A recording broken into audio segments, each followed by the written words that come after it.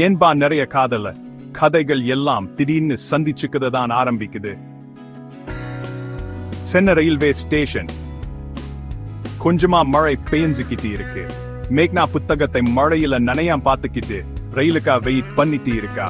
அப்போ ஒரு சின்ன சத்தம் கேக்குது. அழகிய நிலாவா, இதையும் நீங்க படிக்கிறீங்களா?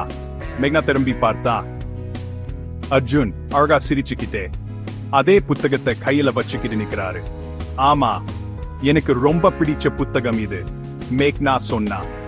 அர்ஜுன் கண்ணுல ஒரு மின்னல மாதிரி தெரியுது. தலையாட்டினாரு. அன்னில இருந்து அது ஒரு வழக்கமா ஆயிடுச்சு. வாரத்துக்கு ஒரு புத்தகம், வாரத்துக்கு ஒரு சந்திப்பு.